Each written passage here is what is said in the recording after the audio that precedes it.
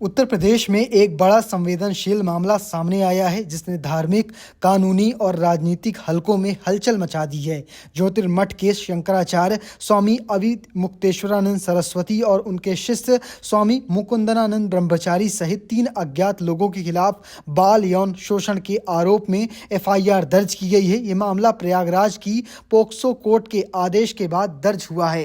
प्रयागराज की POCSO court के additional session जज विनोद कुमार चौरसिया ने झूसी थाने के एसएचओ को निर्देश दिया है कि वो पोक्सो कोर्ट के एक्ट के तहत मामला दर्ज करें और निष्पक्ष जांच करें। कोर्ट ने यह भी कहा कि सर्वाइवर की पहचान और सम्मान की पूरी सुरक्षा की जाए। साथ ही पुलिस को आदेश दिया गया है कि निर्देशों का तुरंत पालन कर रिपोर्ट कोर्ट में पेश की जाए। कोर्ट के आदेश के बाद पुलिस ने एफआईआर दर्ज कर ली है और मामले की जांच भी शुरू कर दी गई है। एफआईआर दर्ज होने के बाद स्वामी अविमुक्तेश्वरानंद सरस्वती ने इन आरोपों को पूरी तरह से झूठा बताया है। उन्होंने कहा कि उनके खिलाफ साजिश के तहत झूठा मामला दर्ज किया गया है। उन्होंने कहा कि हमारे खिलाफ दर्ज किया गया ये केस झूठा है। सच्चाई सबके सामने आएगी और जो दोषी हैं उन्हें सजा मिलेगी। जांच होना जरूरी है ताकि सच सामने आ सके। उन्होंने कोर्ट से अपील की है कि मामले की सुनवाई जल्द हो और गवाहों के आधार पर जल्द ही फैसला लिया जाए। उनका कहना है कि जो गलत है वो गलत ही रहेगा और झूठा केस आखिरकार झूठा ही साबित होगा। आपको बता दें कि इस मामले में शिकायत को लेकर कोर्ट पहुंचे व्यक्ति ने समाचार एजेंसी एएनआई को बातचीत में कहा कि कोर्ट के आदेश में से पहले उन्होंने पहली नज़र में न्याय मिला है। उनका आरोप है कि छोटे बच्चे के साथ लैंगिक अपराध किया गया है। उन्होंने दावा किया है कि कोर्ट ने उनके दिए गए साक्ष्यों की जांच के भी आदेश दिए हैं। इसी साल जनवरी में स्वामी अविमुक्तेश्वरानंद सरस्वती माघ मेले के दौरान भी विवादों में रहे थे। 18 जनवरी को मौनी अमावस्या के दिन वो संगम स्नान के लिए जा रहे थे, लेकिन पुलिस ने उन्हें रोक दिया। इसके बाद वो धरने पे बैठ गए और दोषी अधिकारियों के खिलाफ कार्रवाई की मांग कर रहे थे।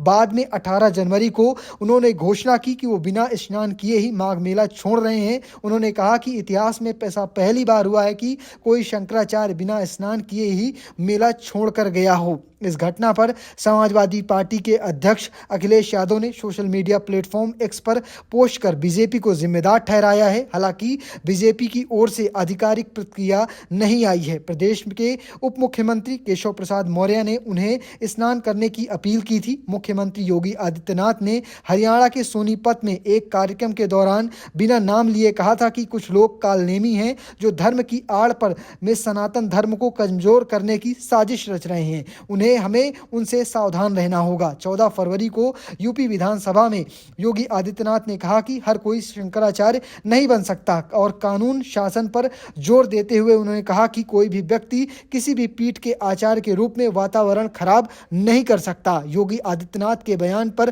प्रतिक्रिया देते हुए अविमुक्तेश्वरानंद सरस्वती ने कहा कि मुख्यमंत्री के खिलाफ पहले से 40 से ज्यादा मुकदमे थे जो मुख्यमंत्री बनने के बाद हटा लिए गए। उन्होंने सवाल उठाया कि क्या कानून ये लिखा है कि बड़े पद पर पहुंचने के बाद मुकदमे खत्म हो जाते हैं। उन्होंने कहा कि अगर मुख्यमंत्री खुद को कानून का पालन करने वाला बताते हैं तो उन्हें अपने पुराने मामलों को कोर्ट में सामना करना चाहिए। इस पूरे मामले की नज़र पुलिस जांच और कोर्ट की कार्रवाई पर टिकी है। मामला संवेदनशील है और कोर्ट ने स्पष्ट किया है कि जांच निष्पक्ष होनी चाहिए और सर्वाइवर की पहचान सुरक्षित रखी जानी चाहिए। आने वाले दिनों में जांच की दिशा और सबूतों के आधार पर यह तय होगा कि आखिर सच क्या है। फिलहाल मामला धार्मिक, सामाजिक और राजनीतिक रूप से चर्चा का बड़ा विषय बना हुआ है। फिलहाल आप कैसे मानते हैं असली जिम्मेदार और इस मामले को कैसे देखते हैं, कमेंट बॉक्स में लिखना और पेज को फॉलो करना, चैनल को सब्सक्राइब करना बिल्कुल मत भूलिएगा। धन्यवाद।